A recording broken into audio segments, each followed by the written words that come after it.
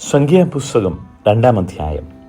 യഹോവ പിന്നെയും മോശയോടും അഹരോനോടും അരുളി ചെയ്തത്, ഇസ്രായേൽ മക്കളിൽ ഓരോരുത്തൻ താന്താന്റെ ഗോത്രത്തിന്റെ അടയാളത്തോടു കൂടിയ കൊടിക്കരികെ പാളയമിറങ്ങണം.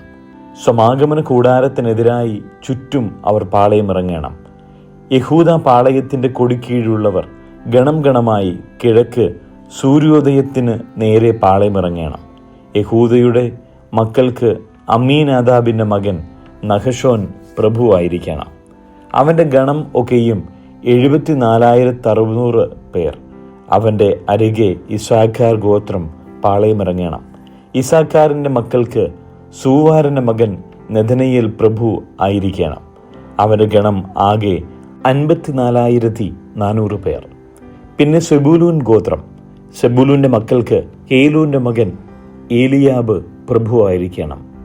അവന്റെ ഗണം ആകെ 57,400 പേർ. യഹൂദ പാളയത്തിലെ ഗണങ്ങളിൽ എണ്ണപ്പെട്ടവർ ആകെ 186,400 പേർ. ഇവർ ആദ്യം പുറപ്പെടണം. രൂബേൻ പാളയത്തിന്റെ കൊടിക്കീഴുള്ളവർ ഗണഗണമായി തെക്കുഭാഗത്ത് പാളയമിറങ്ങണം. രൂബേന്റെ മക്കൾക്ക് ഷദേയൂരിന്റെ മകൻ എലീസൂർ പ്രഭുവായിരിക്കണം. അവന്റെ ഗണം ആകെ 46,500 പേർ. അവന്റെ അരികെ ശിമയോൻ ഗോത്രം പാളയമിറങ്ങണം. ശിമയോന്റെ മക്കൾക്ക് സൂരിഷദ്ധായിയുടെ മകൻ ശലൂമിയേൽ പ്രഭുവായിരിക്കണം. അവന്റെ ഗണം ആകെ 59,300 പേർ. പിന്നെ ഗാദ് ഗോത്രം, ഗാദിന്റെ മക്കൾക്ക് രയൂവേലിന്റെ മകൻ എലിയാസാഫ് പ്രഭുവായിരിക്കണം. അവന്റെ ഗണം ആകെ 45,650 പേർ. രൂബേൻ പാളയത്തിലെ ഗണത്തിൽ എണ്ണപ്പെട്ടവർ ആകെ 1,59,450 പേർ. അവർ രണ്ടാമതായി പുറപ്പെടണം. പിന്നെ സമാഗമന കൂടാരം പാളയത്തിന് നടുവിൽ ലേവ്യരുടെ പാളയവുമായി യാത്ര ചെയ്യണം. അവർ പാളയം ഇറങ്ങുന്നത് പോലെ തന്നെ താന്താങ്ങളുടെ കൊടിക്കരികെ യഥാക്രമം പുറപ്പെടണം. എഫ്രയീം പാളയത്തിന്റെ കൊടിക്കീഴുള്ളവർ ഗണം ഗണമായി പടിഞ്ഞാറേ ഭാഗത്ത് പാളയമിറങ്ങണം. എഫ്രയീമിന്റെ മക്കൾക്ക് അമ്മീഹൂദിന്റെ മകൻ എലീഷാമ പ്രഭു ആയിരിക്കണം. അവന്റെ ഗണം ആകെ 40,500 പേർ. അവന്റെ അരികെ മനശ്ശെ ഗോത്രം പാളയമിറങ്ങണം. മനശ്ശെയുടെ മക്കൾക്ക് പെദാസൂരിന്റെ മകൻ ഗമലിയേൽ പ്രഭു ആയിരിക്കണം. അവന്റെ ഗണം ആകെ 32,200 പേർ. പിന്നെ ബെന്യാമീൻ ഗോത്രം പാളയമിറങ്ങണം. ബെന്യാമീന്റെ മക്കൾക്ക് ഗദയോനിയുടെ മകൻ അബീദാൻ പ്രഭു ആയിരിക്കണം. അവന്റെ ഗണം ആകെ 35,400 പേർ. എഫ്രയീം പാളയത്തിലെ ഗണങ്ങളിൽ എണ്ണപ്പെട്ടവർ ആകെ 1,08,100 പേർ. അവർ മൂന്നാമതായി പുറപ്പെടണം.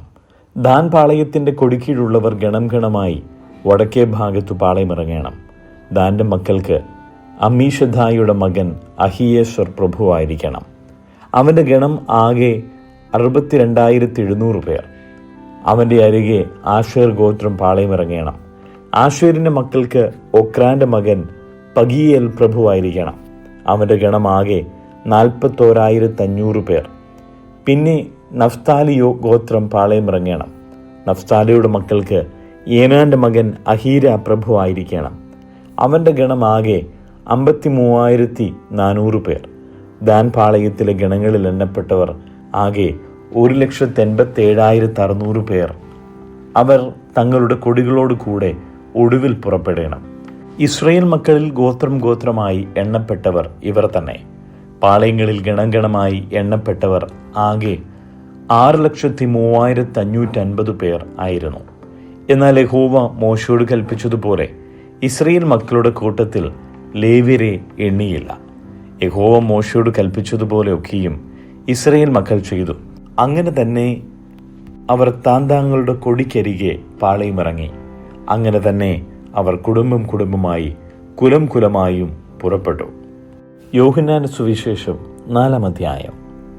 യേശു യോഹന്നാനേക്കാൾ അധികം ശിഷ്യന്മാരെ ചേർത്തു സ്നാനം കഴിപ്പിക്കുന്നുവെന്ന് പരീശന്മാർ കേട്ടു എന്ന് കർത്താവ് അറിഞ്ഞപ്പോൾ ശിഷ്യന്മാർ അല്ലാതെ യേശു തന്നെ സ്നാനം കഴിപ്പിച്ചില്ല താനും. അവൻ യഹൂദ്യദേശം വിട്ട് പിന്നെയും ഗലീലയ്ക്ക് യാത്രയായി. അവൻ ശമര്യയിൽ കൂടി കടന്നു പോകേണ്ടി വന്നു. അങ്ങനെ അവൻ സുഖാർ എന്നൊരു ശമര്യ പട്ടണത്തിൽ യാക്കോബ് തൻ്റെ പുത്രനായ യോസേഫിന് കൊടുത്ത നിലത്തിനരികെ എത്തി. അവിടെ യാക്കോബിൻ്റെ ഉറവുണ്ടായിരുന്നു.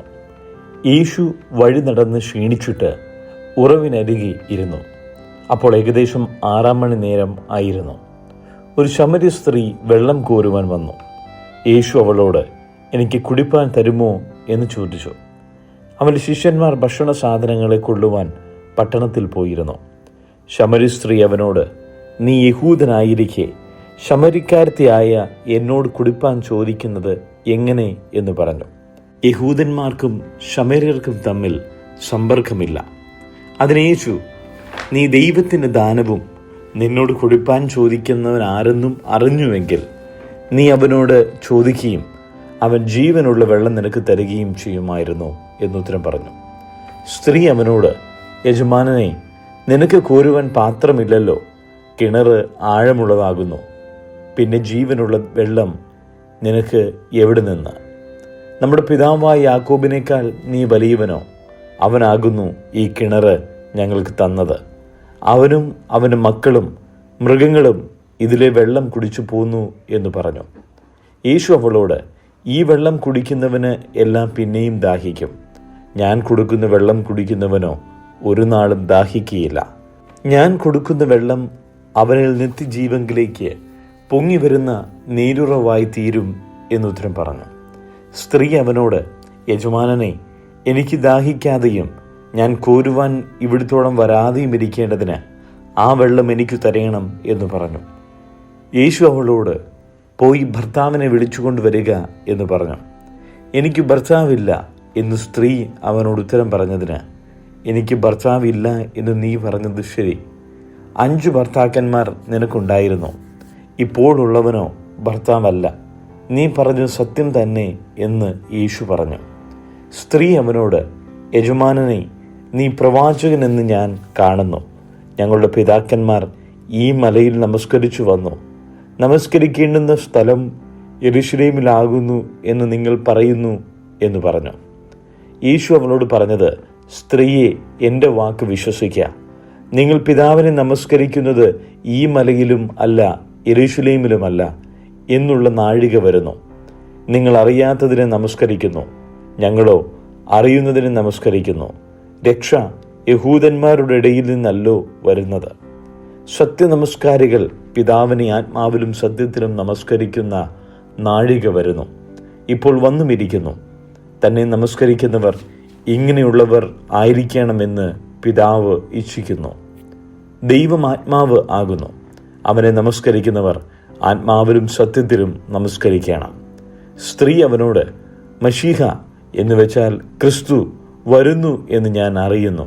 അവൻ വരുമ്പോൾ സകലവും അറിയിച്ചു തരും എന്ന് പറഞ്ഞു. യേശു അവളോട്, നിന്നോട് സംസാരിക്കുന്ന ഞാൻ തന്നെ മശീഹ എന്ന് പറഞ്ഞു. ഇതിനിടയിൽ അവൻ്റെ ശിഷ്യന്മാർ വന്നു. അവൻ സ്ത്രീയോട് സംസാരിക്കയാൽ ആശ്ചര്യപ്പെട്ടു. എങ്കിലും നീ എന്തു ചോദിക്കുന്നു, അവളോട് എന്ത് സംസാരിക്കുന്നു എന്ന് ആരും ചോദിച്ചില്ല. അനന്തരം സ്ത്രീ പാത്രം വെച്ചിട്ട് പട്ടണത്തിൽ ചെന്നു ജനങ്ങളോട്, ഞാൻ ചെയ്തത് ഒക്കെയും എന്നോട് പറഞ്ഞ ഒരു മനുഷ്യനെ വന്ന് കാൺമിൻ, അവൻ പക്ഷേ ക്രിസ്തു ആയിരിക്കുമോ എന്ന് പറഞ്ഞു. അവർ പട്ടണത്തിൽ നിന്നും പുറപ്പെട്ട് അവൻ്റെ അടുക്കൽ വന്നു. അതിനിടയിൽ ശിഷ്യന്മാർ അവനോട്, റബ്ബി, ഭക്ഷിച്ചാലും എന്നപേക്ഷിച്ചു. അതിനവൻ, നിങ്ങൾ അറിയാത്ത ആഹാരം ഭക്ഷിപ്പാൻ എനിക്കുണ്ട് എന്നവരോട് പറഞ്ഞു. ആകയാൽ വല്ലവനും അവന് ഭക്ഷണം കൊണ്ടുവന്നുവോ എന്ന് ശിഷ്യന്മാർ തമ്മിൽ പറഞ്ഞു. യേശു അവരോട് പറഞ്ഞത്, എന്നെ അയച്ചവൻ്റെ ഇഷ്ടം ചെയ്ത് അവൻ്റെ പ്രവൃത്തി തികയ്ക്കുന്നത് തന്നെ എൻ്റെ ആഹാരം.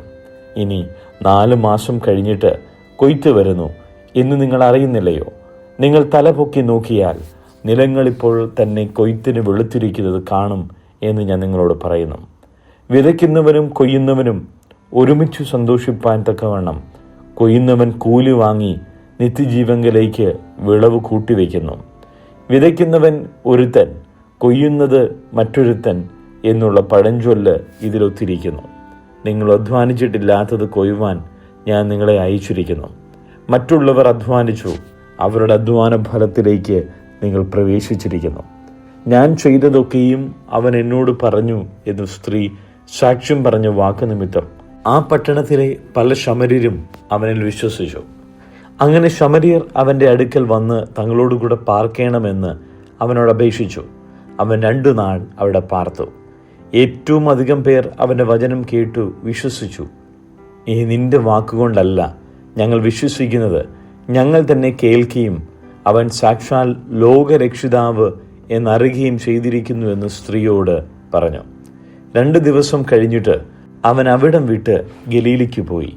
പ്രവാചകന് തൻ്റെ പിതൃദേശത്ത് ബഹുമാനമില്ല എന്ന് യേശു തന്നെ സാക്ഷ്യം പറഞ്ഞിരുന്നു. അവൻ ഗലീലയിൽ എത്തിയപ്പോൾ ഗലീലക്കാർ തങ്ങളും പെരുന്നാളിന് പോയി.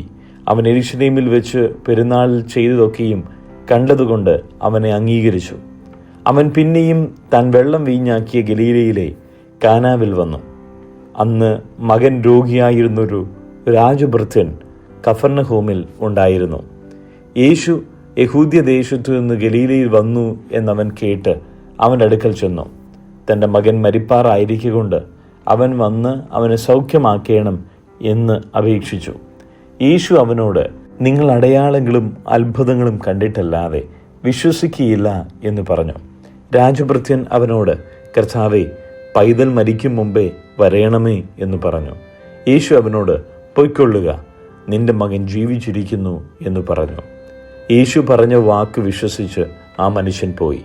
അവൻ പോകയിൽ അവന് ദാസന്മാർ അവനെ എതിരേറ്റ്, മകൻ ജീവിച്ചിരിക്കുന്നു എന്ന് പറഞ്ഞു. അവന് ഭേദം വന്ന നാഴിക അവരോട് ചോദിച്ചതിന് അവർ അവനോട്, ഇന്നലെ 7 മണിക്ക് പനി വിട്ടുമാറി എന്ന് പറഞ്ഞു. ആകയാൽ നിന്റെ മകൻ ജീവിച്ചിരിക്കുന്നു എന്ന് യേശു പറഞ്ഞ നാഴികയിൽ തന്നെ എന്ന് അപ്പൻ ഗ്രഹിച്ചു.